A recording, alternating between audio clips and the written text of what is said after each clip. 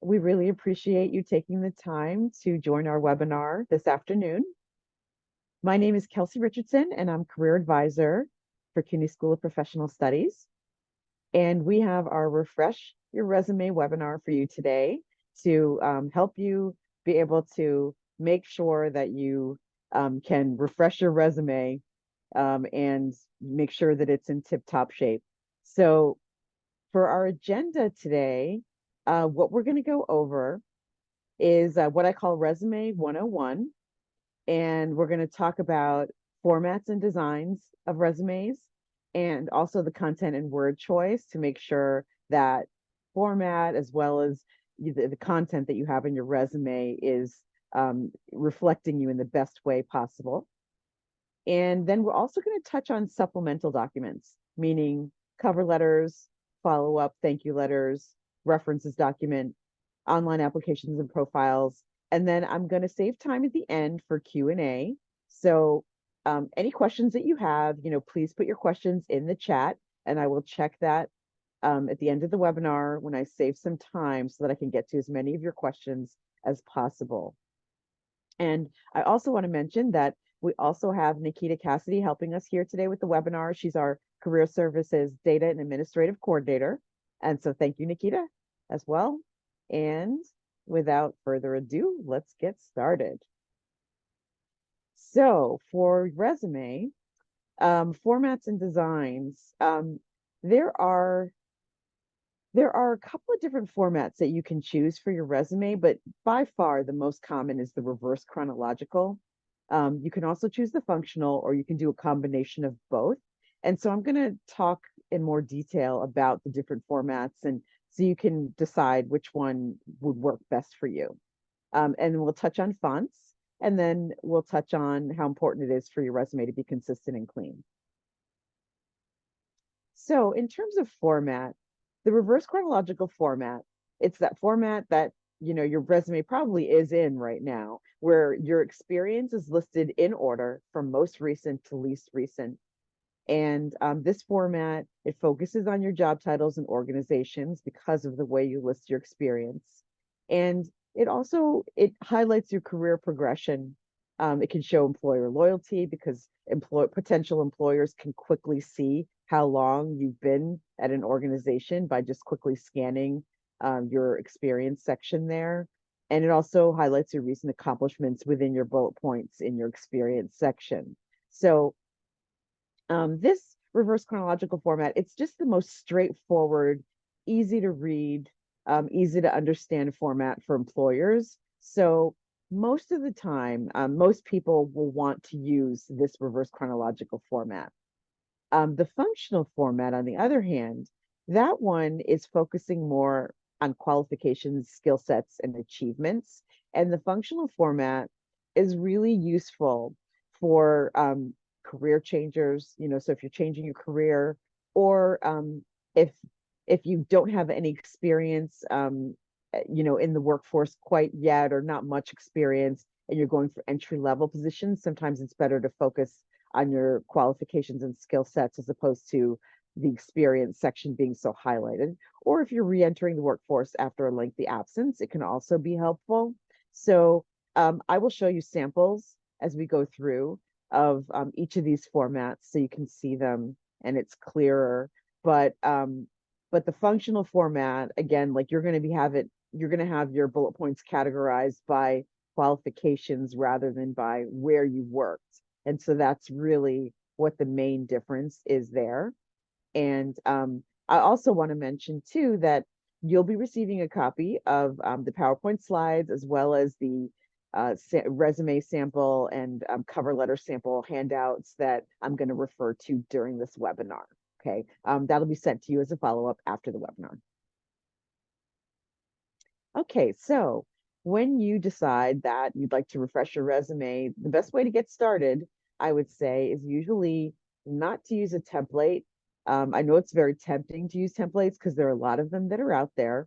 But the problem with templates is that it's really hard to be able to make changes to them later and to manipulate them as your experience changes and as maybe you want to, highlight different aspects of your resume. It can be kind of hard to do that within the framework of a template. So I usually recommend that you start from scratch in Microsoft Word because you can still do very nice formatting in Microsoft Word, but it has much more flexibility than a template does. Now, in terms of fonts, you usually want your font to be between 10 points and 12 points, 10, 11, 12. Not smaller than 10 usually, because then it can be hard to read. And remember, part of the point of having your resume appear, and represent you in the best way is to make it as easy as possible for employers to see your qualifications. And so you want it to be easy to read. You want to make sure also that you use the same font throughout the document because you want it to look consistent and professional that way. And in terms of choice of font, simpler is usually better. So a lot of the most popular fonts for resumes are Times New Roman, Arial, Verdana, Tahoma, and that's because those fonts tend to be very clear, crisp. They tend to have a professional look. For instance, you don't want to use a font like Comic Sans, if anyone's familiar with that font, because that font tends to have a more creative look to it, and you really want your resume to err on the professional side. And also, you usually want to use just black for your font rather than different colors. And again, these guidelines are more general. Like for instance, though, if marketing is your field, then or some other creative field, communications or marketing, um, then of course, if you just feel really strongly that you want to highlight some other color in your resume, then I would suggest like maybe you make your headings of your resume, your category headings, a different color. So if you do though, just choose colors that are again have that like kind of professional crisp look. So like a navy blue or a dark green, a dark purple, those kinds of colors, not anything like red or orange or anything that's kind of like a little bit more jarring. Okay. And then the other thing with fonts is that you want to make sure that you're using bold, italics, and underline for emphasis throughout your document. And you want to be consistent with that. So if you make your job titles bold, make all of your job titles bold. And if you put your organization name in italics, you want to make sure all your organization names are like that. Okay. Okay, so the importance of your resume being consistent and clean. So you want to make sure your margins are the same throughout your document. You want to, as I was just mentioning, that each subheading, title, location, and date should be done in the same way so that they're aligned, they have the same emphasis. And again, that really contributes to being able to have the employers be able to read your resume very quickly because if all of your job titles are bold, an employer can just quickly glance through your experience section and see, oh, okay, these were the job titles they've held, or if all of your locations or your dates are in italics, then they can easily see like, okay, these are the periods of time that they worked here, or these are the locations where they worked. So just make sure that you keep that consistent.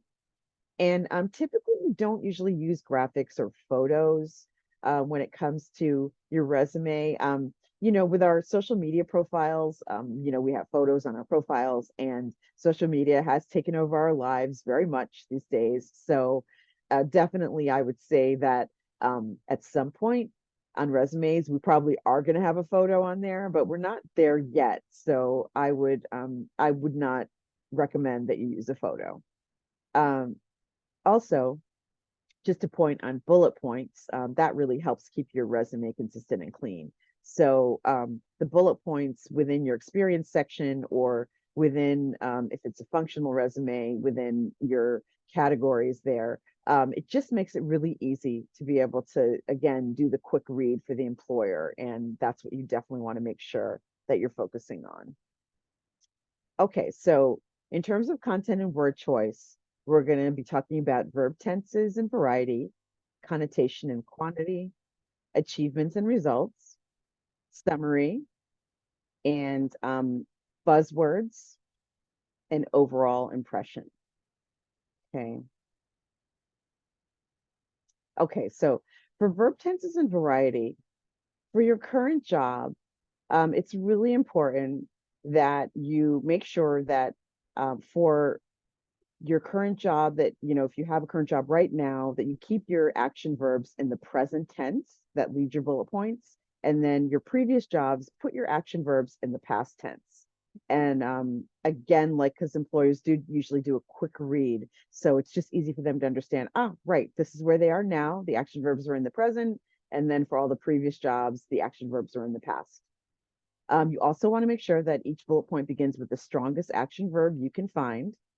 And you also want to avoid repetitive words or phrases or sentences, especially right after one another. So one of the most I'd say popular action verbs is assisted, and you want to make sure that you don't say assisted, assisted, assisted for like your first 3 or 4 bullet points, which it can be easy to fall into that trap. But definitely don't do that. Vary it and find different ways, coordinated, plans, organized. Find different action verbs that can be powerful and that can convey the same meaning. One hint with assisted though is you can also vary that a little bit by saying provided assistance, and so sometimes that will also help you with that.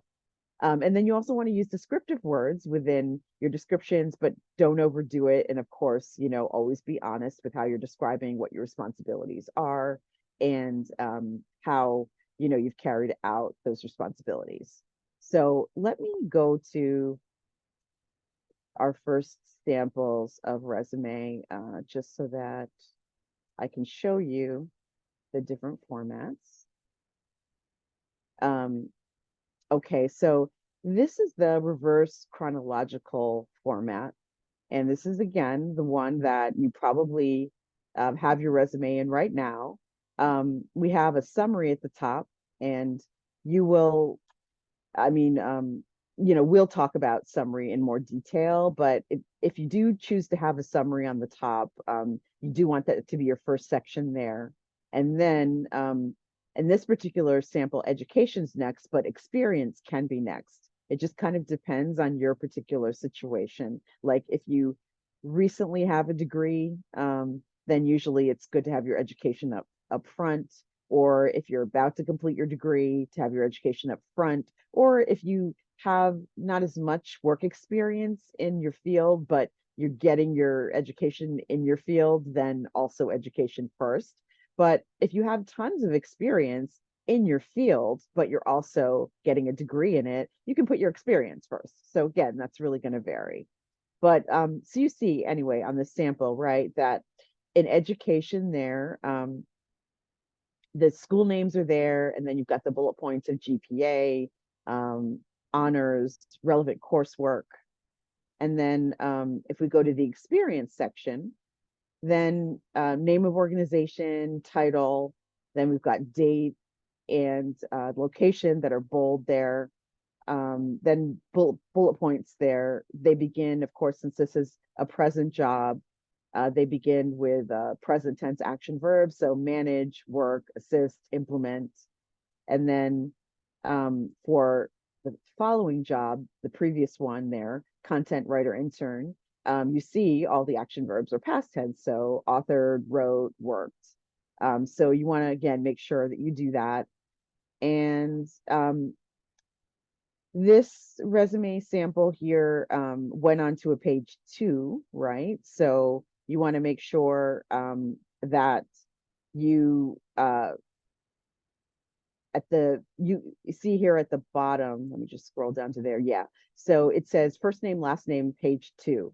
So you can put this at the top of the page, of the second page, or the bottom of the second page. Either one is fine. But the reason that you'd want to identify a second page if your resume does go onto a second page is because you want to make sure that in case the employer prints out your resume and the pages get separated, they know that that page belongs to you. Okay. So here's more of the experience section that had continued to the second page. And then this last category here we have is skills, activities, and interests. And it's broken up there by technical and then activities and interests. Now the next sample here is another reverse chronological format sample. And this is a 1-pager. And it has a summary there, right?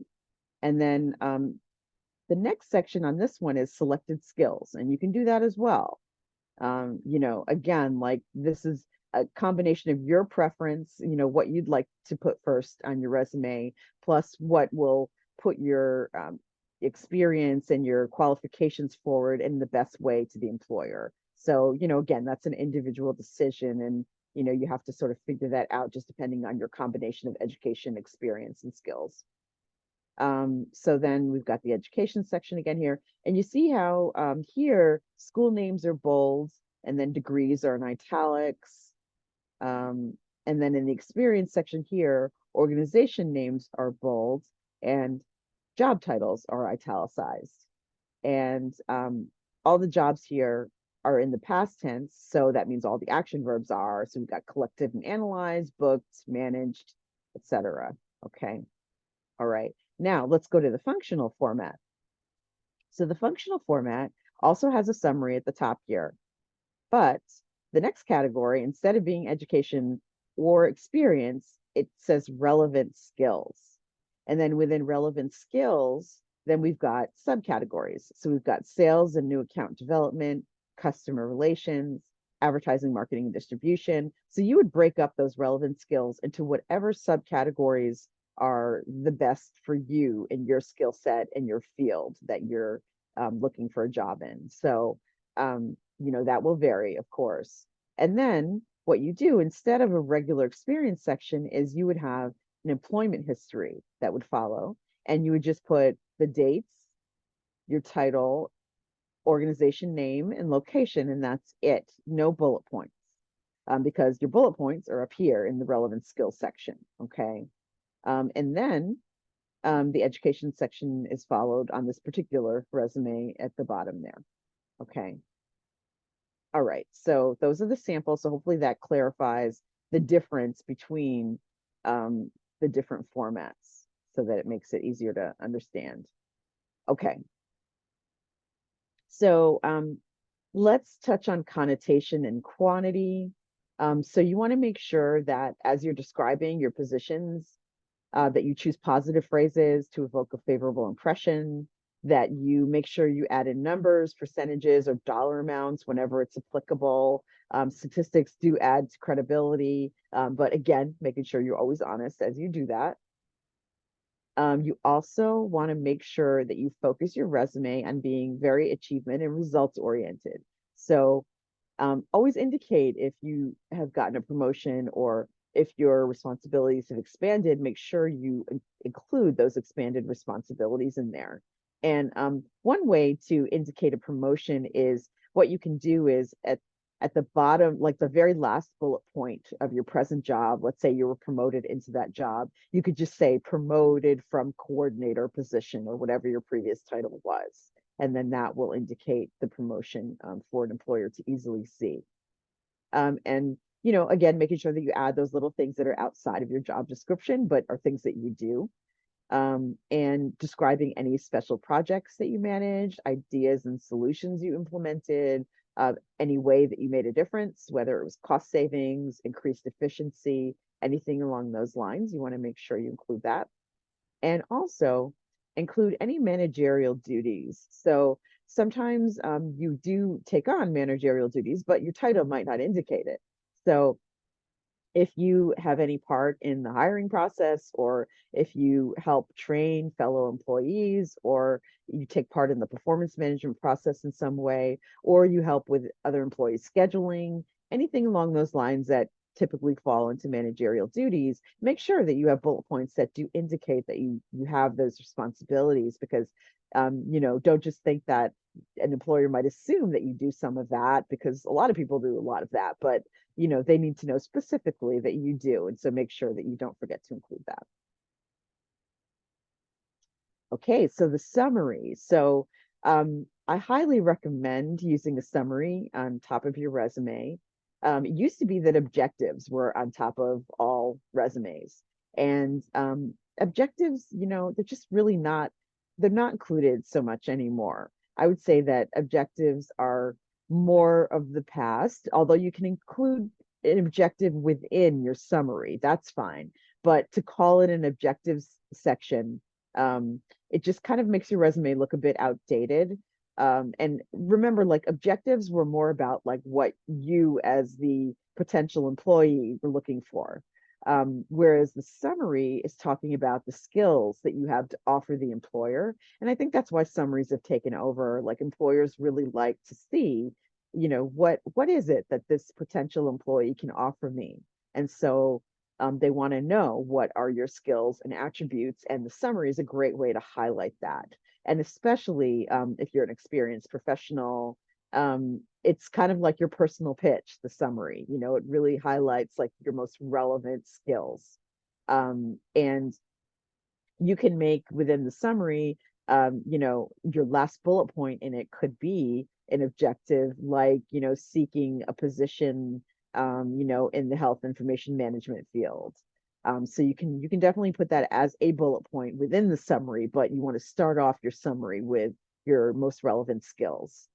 So in terms of buzzwords and industry specific, making sure that you are using the words, within your summary and within your resume as a whole that are very industry specific. And one more thing kind of about buzzwords in the summary is that remember, like most of the time you're going to be submitting your resume through online application systems. And the way that you're going to be able to increase your chances of getting an interview is because the online application systems, they are programmed to look for certain what we call the keywords, right? And so that's why you want to take your cues from the job postings. And the way you can find the keywords usually that are programmed into these online applications is you go to your specific job posting that you're applying for, look in the qualifications section and see what does it say? What skills are they mentioning? And you need to use some of that exact same skill language in your summary, so that you can make sure that your resume says the skills that they're seeking for this particular position. Because if you look at the qualification section and you see, oh, well, they're wording, these skills that I have those in my resume. I'm just saying it differently. That won't help because the problem is that computers are literal. And so when it comes to these online application systems and the way they program the keywords, you really literally have to use some of the same skill language that they're using in the job posting. So make sure that you do that. And of course, you're only going to choose skills that you actually have.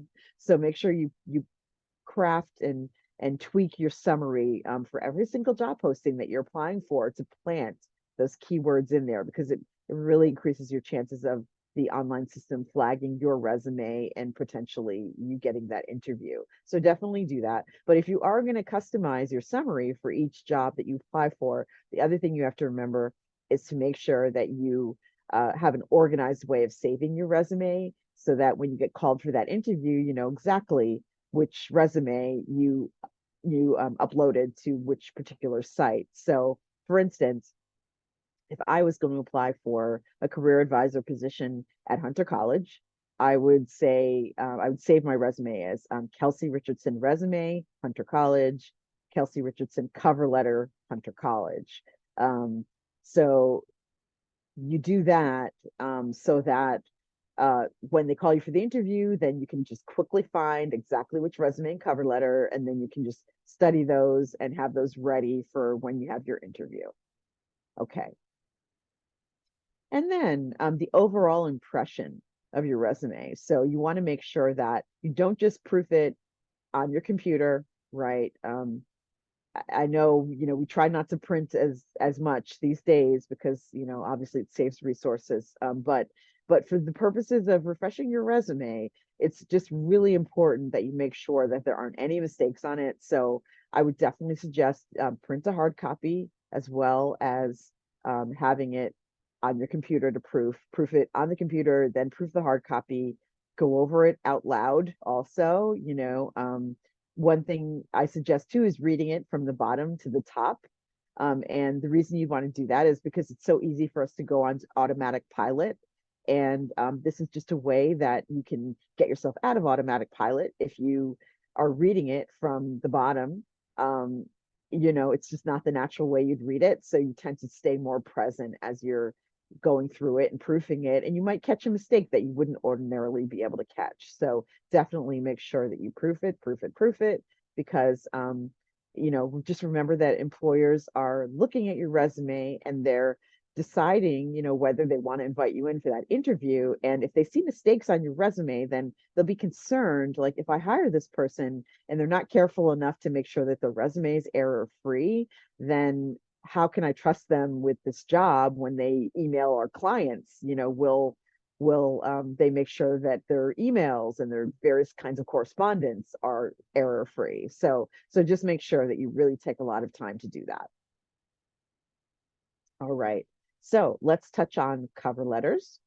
So for cover letters, you want to make sure that your cover letters are targeted and specific, like no form templates. So as I was saying, with customizing your summary section of your resume, you also want to be you also want to be customizing your cover letter as well. So um, I'm going to bring up two cover letter samples in just a few moments, but you want to make sure that your cover letter in the middle section of it is very specific in terms of the relevant skills and attributes that they're asking for in that job posting. So make sure that you take your cues from the job posting. A cover letter can really make or break your chances. I mean, I'll have to say some employers don't pay that much attention to the cover letters because they just get so many resumes and cover letters and they just glance at it, make sure you did it, and move on to the resume. But then there's some that really look at cover letters carefully and they look to see, like, does it look like this person took the time, to really make sure that they're writing this cover letter for our position. Did this person make sure that it's error free?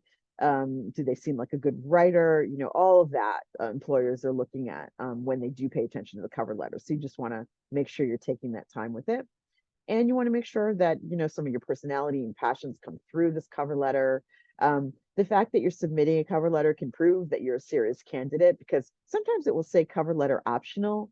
And when it does, I usually suggest submit that cover letter, even if it's optional and it's not required. If it's required, absolutely submit it. But even if it's just optional, if you take that time to also submit an optional cover letter, then employers do tend to feel like, oh, maybe this is an employee that would go the extra mile. So I definitely suggest that. And also remember, cover letters help you prepare for a future interview. Because you can look at your cover letter, you can look at how you customized it for that particular job. It can help you think about what skills you're going to want to highlight in your interview. So let me go to the cover letter samples. And this first cover letter sample is what I call more the traditional 3-paragraph style. And um, I'm sorry, what am I saying? No, no, no. This is actually the more modern one. The second one we're going to get to is the traditional 3-paragraph style. So this is the cover letter with the bullet points. And you see the greeting there. It says, "Dear hiring manager," or "Dear first name, last name." So if you don't know the name of who you're supposed to send the cover letter to, definitely "Dear hiring manager" is what employers prefer. So definitely, like, don't do "Dear sir" / "Madam" or "To whom it may concern." That used to be the way, but the modern job seeker, usually addresses cover letters saying "Dear hiring manager." Okay. So there's a first paragraph here saying what position you're interested in there and that your resume is enclosed. And then the middle part of this is where you talk about your education, your years of experience, your skills, and then highlighting the most important skills and responsibilities within those bullet points. And it's going to be your preference whether you prefer to put bullet points in your cover letter or you want to do the more traditional 3-paragraph style. But it really is a preference. I mean, whatever feels more right to you, whatever you resonate with, go with that, because either one is perfectly acceptable. Um, and then at the end of your cover letter, making sure that you, if they ask you for your salary requirements, you'd want to put them as like the first sentence of your last paragraph. So if they say, what are your salary requirements, please include them in that, in your cover letter. You would just say, my salary requirements are, and then you'd put a range in there. Let's say my salary requirements are 50 to 55,000. My salary requirements are 60 to 65,000. Like, do about a $5,000 range is usually good. And then you'd say, I welcome the opportunity for a personal interview at your convenience. You reiterate your contact information and thank them for their time and consideration, right? And then the next cover letter sample. Oh, wait, before I move on to that, let me just say the closing there, sincerely, you see, right? Now, sincerely there is definitely what I would recommend for closing a cover letter. Sometimes people want to say, regards or best regards, and best regards and regard, like, that's great for once you have the job and you're corresponding with colleagues and with clients and customers. But in terms of like the cover letter, because it is a business letter, it's usually the safest to go with sincerely. So I definitely recommend that you do that. And then for the next sample here, this is that 3 paragraph, more traditional style cover letter. And so it has, the same content in it. It's just in paragraph form rather than having the bullet points in the middle. So, at the beginning, again, writing what you're applying for, and attached is your resume. In the middle, your education and your most relevant skills and experience. And then at the end, um, sorry, my computer's acting up a little bit here. There we go. I'd appreciate the opportunity to meet with you at your convenience to discuss my background and qualifications in greater detail. Reiterating your contact information. Thank you for your time and consideration. And then sincerely and your name. Okay. So, and again, we'll be sending you these samples so you'll have them to refer to. Okay, let's go back to the PowerPoint. Okay. So, um, so you do want to make sure that with your cover letter, you are, you know, um, creative, setting yourself apart, making sure, again, that you are emphasizing the skills that you have as the strongest, that are relevant, to what they're putting in the job posting there. And then, in terms of being creative, just thinking about how can you communicate to this employer your enthusiasm and your passion, either for the field or for their organization. Like, for their organization, for instance, you can put at the end of that middle paragraph, if you choose the paragraph format, or if you choose the bullet points, you can do it toward the end of the cover letter there. You can say that you're really aligned with the mission of their organization, and just put part of what their mission is in that cover letter. And that's just a really good way to be able to let them know that you're paying attention to what their mission is, and that you're going out of your way to state that you are aligned with it. And again, salary information, as I've mentioned, only put that in there though if they're asking you what your salary requirements are. Otherwise, don't put it in there at all. But if they do ask you, don't just not put it in because it's uncomfortable to write it in there. But if they do request it, definitely put it in that last paragraph, because they might think, if you don't, they might think that you don't follow instructions, and then that could cost you the interview. So, just make sure you remember all of that. Okay. Okay, so follow up and thank you letters. Are they necessary to send a thank you letter after you have an interview, right? Um, yes, they are. That's a big resounding yes. It's really important that you make sure that you take that time to let the employer know that you appreciate the time they took to speak with you in an interview. So just make sure that you send that thank you letter. And usually it's done by email these days. Email is so much faster. It used to be that, instead of emailing, it would be snail mail, and you either actually get thank you cards and you'd write a thank you in the card, or you would, you know, type a thank you letter and you'd put it in an envelope and actually mail it. But I highly recommend email. So in your email, you want to, and there's actually a sample thank you letter in the samples that we'll send you, so you'll be able to see that.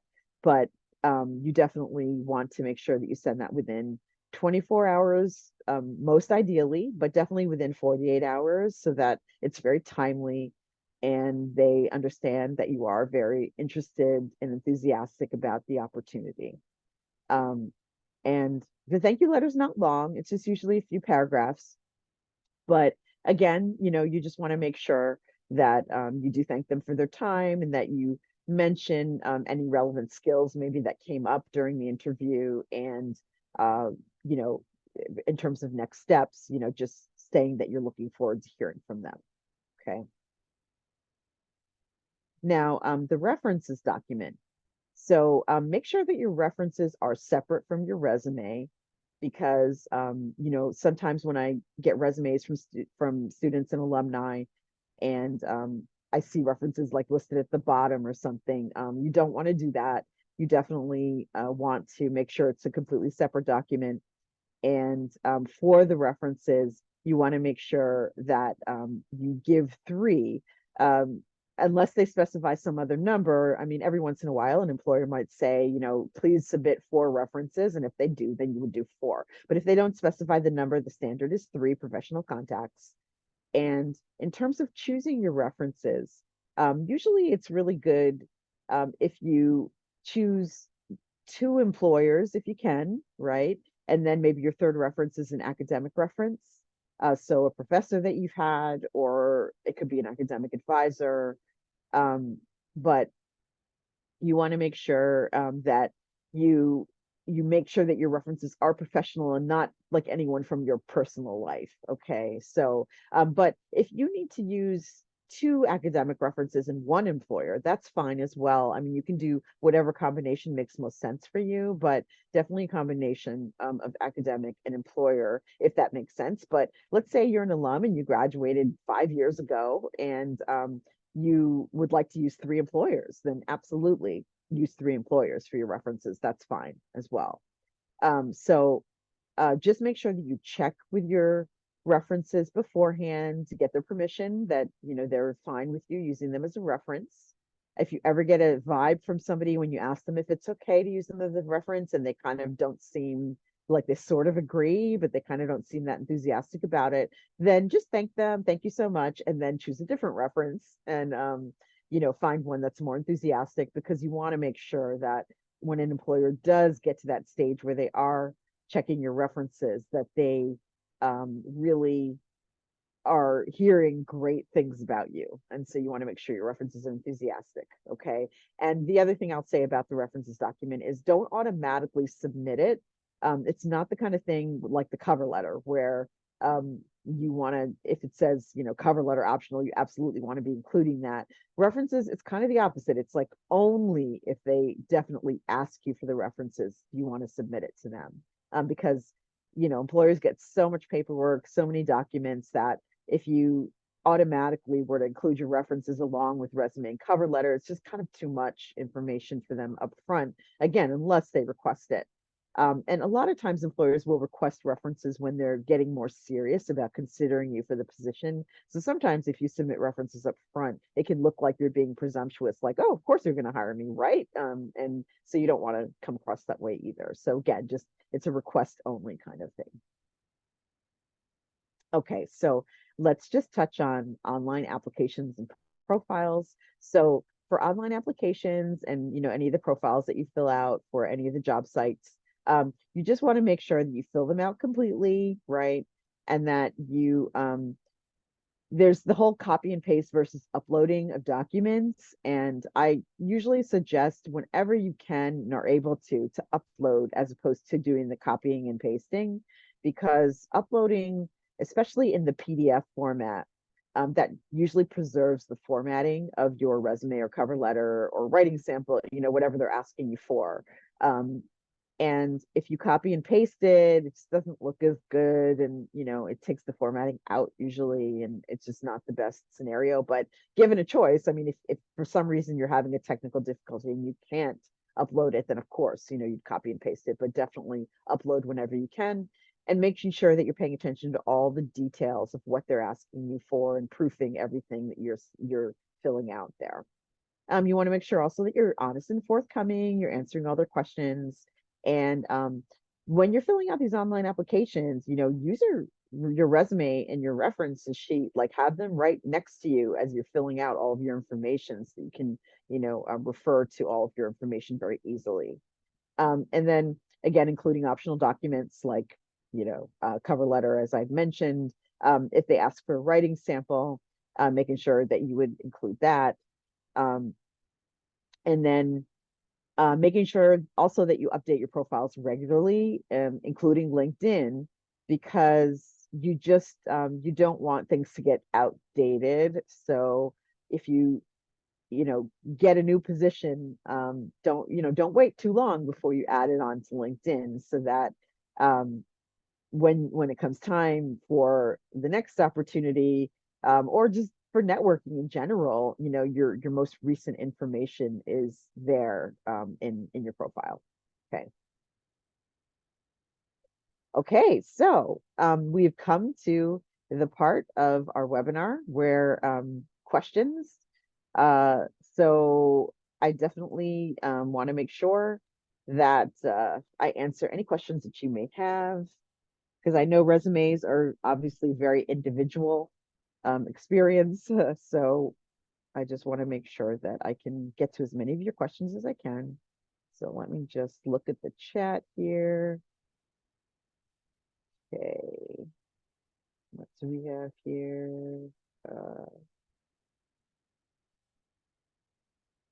Hold on one second. My computer's being a little bit slow. Okay. Um, so when I was talking about cover letters for Dear Hiring Manager, there was a question about, do you still put the person's name in there with Dear Hiring Manager? Like, would you put both in there? And no, like, you're only going to say Dear Hiring Manager um, if you don't know their name. Otherwise, you should just address the cover letter with the person's name. So, if you were sending it to me, you would say, Dear Kelsey Richardson, right? If I was, the hiring manager in that case. Or if you don't know my name, you'd say, Dear Hiring Manager. Okay.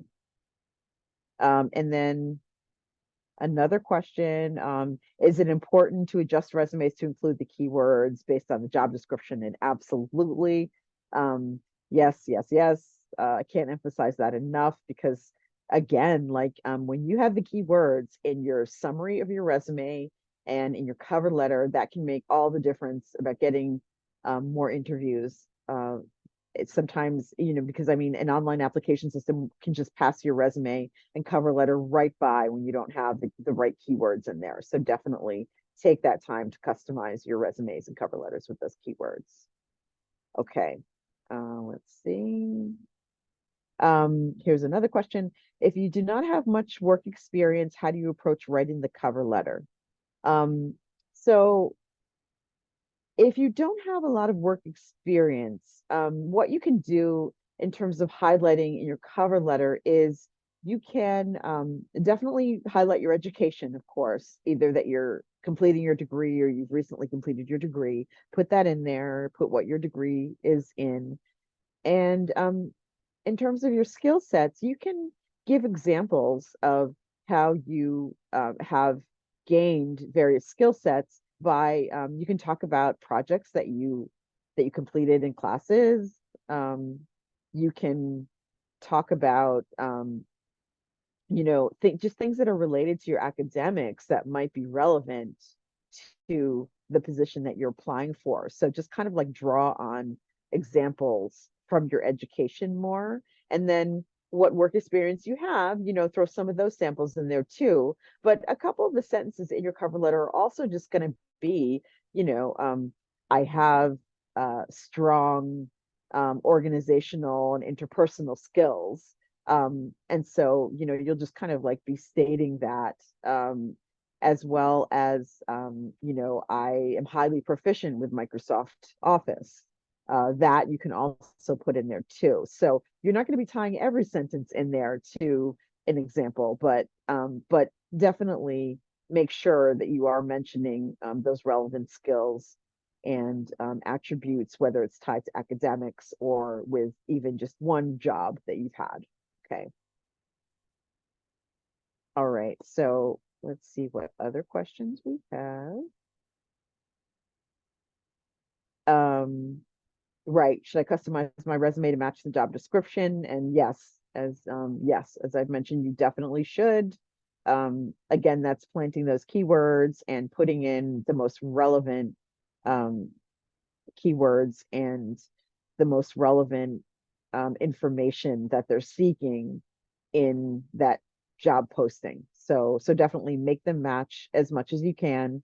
And again, but um, just always be focusing on the skills and the attributes that are the strongest for you. If it says, preferred experience with Razor's Edge,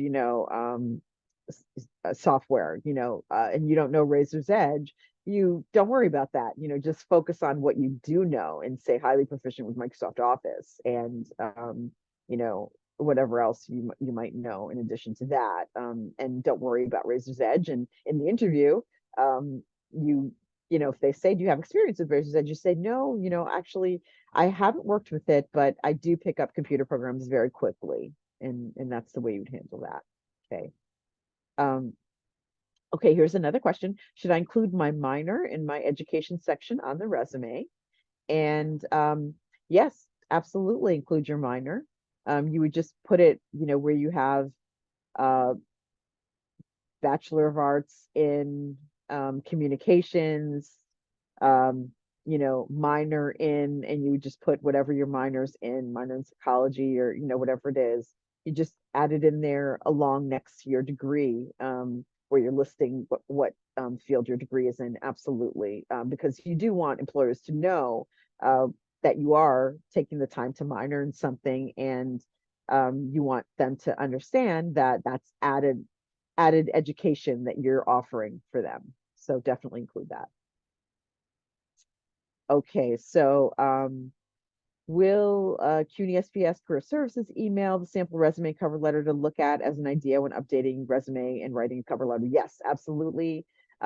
We will be emailing you. Hopefully we be able to do that tomorrow, but if not tomorrow, then definitely first thing next week, we'll get out it'll be a sample packet of documents, and it will include the resume samples that I showed you, cover letter samples. There'll be thank you letter sample. There'll be references document sample. So you'll have all that information as well as a copy of these PowerPoint slides. Okay. And another question, is it okay to attach resume as a PDF versus a Microsoft Word document?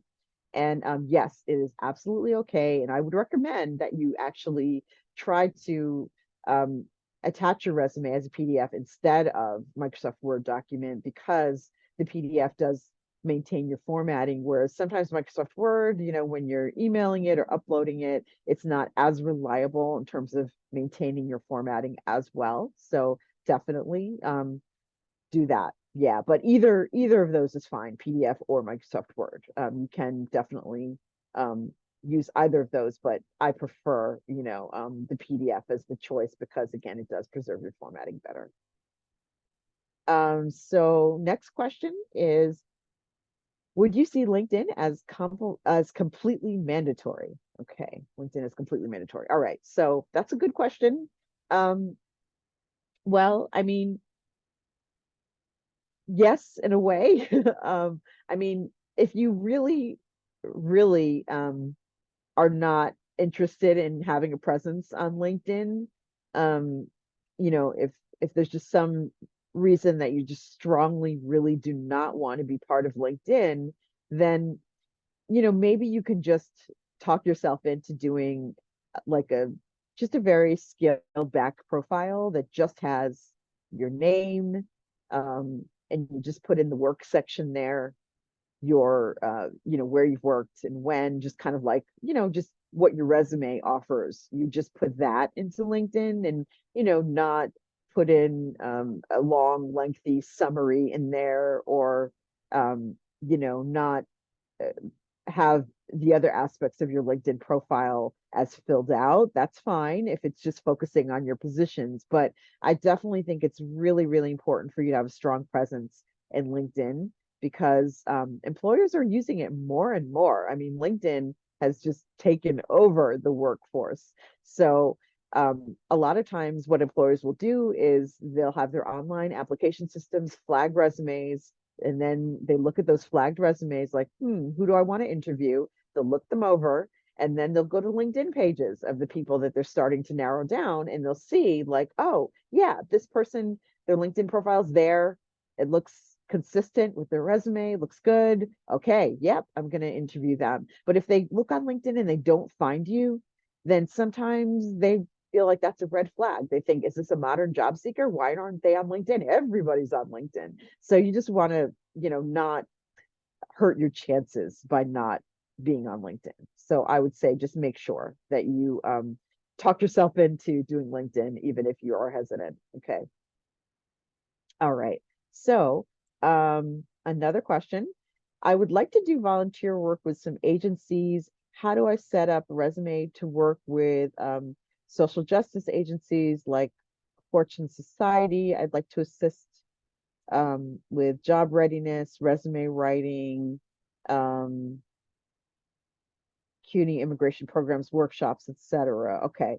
So, yeah, in terms of volunteer work with agencies, what I would say is you would have a section of your resume that would say volunteer experience, like if you already have some volunteer experience, and you can put on there the different places that you volunteered and have it, give each one bullet points and describe what you've done. Um, if you don't have volunteer experience, though, and you're trying to, you know, get that volunteer experience, and obviously you can't have that volunteer experience section because there'll be nothing to put in it yet. But what you could do instead is you could have an interest section, and you could in your interest section mention different kinds of volunteering that you'd like to do. So you would list that within an interest section, so you could do it that way. But if there are certain types of skills that you want to be using for volunteer opportunities, like what's mentioned in this question, job readiness skills, resume writing, those kinds of things, just make sure that you're describing in your skills section in the resume that you have those skills, like resume writing skills. Um, you know, Job readiness assistance skills, you would list the ones that you have to offer so that the volunteer agency can, as they're looking through your resume, they see, oh, okay, they have these skill sets and they would be able to, help our clients with these kinds of skills. Okay. Okay. So next question. I struggle with updating, reconciling my resume with desiring to pivot careers. How does one go about extracting information or identifying transferable skills from one career to the other? And yeah, in terms of transferable skills, definitely, um, sometimes it's hard to remember like that you do have so many transferable skills, but everyone has transferable skills. And those are skills that transfer literally from one career to another. So things like organizational skills, writing skills, interpersonal skills, analytical skills, all those kinds of skill sets, research skills, like all of those are very transferable. And so um, usually the best way to do that is to use a functional format resume so that you're highlighting your transferable skills in the best way by having that relevant skills category, where you highlight the bullet points and the different things that you've done that are relevant to the jobs that you're applying for. And then kind of de-emphasizing your work experience by just having a work history section where you're not going into as much detail about those responsibilities because you want to be highlighting your transferable skills more. Okay. All right. Um, Okay, so let's see. We have more questions. Uh, okay, so here's one. Seeing people add photos of themselves on resumes, is that recommended?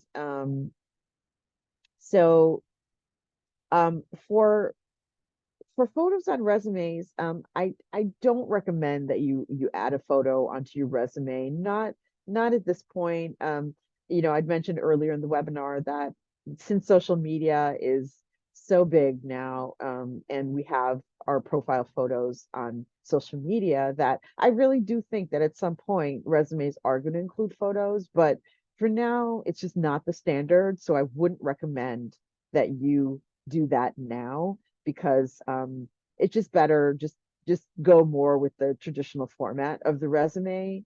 And I will say though, there are some exceptions, and so you should be aware of that. Like for whatever reason, the real estate industry tends to have photos on resumes. I'm not sure why, but if real estate is something that you are doing or going to do, then a resume targeted toward real estate is one resume that does tend to have photos. Acting is another one. The acting resume has a headshot on it. But barring like those kinds of fields, it's just not quite there yet in terms of having photos. So I just would not recommend that. Okay. So, and once we get to that point, then you'll be able to. Um, okay. So I think that, it looks like we've gotten to all the questions that I see here. So, so definitely, again, make sure that you look out for your email from us that will have a copy of these PowerPoint slides as well as a copy of the sample documents so that when you're sitting down to refresh your resume, you'll have those sample documents to refer to and to assist you in that process. And I want to thank everyone for being here with us this afternoon. It's been a pleasure to have you here. And we really appreciate you joining us. And good luck with refreshing your resumes. It's an incredibly important document. And I just want to make sure that you are armed with all the tools that you possibly can have in order to have your resume represent you in the best way possible. So have a great afternoon, everyone. Thank you.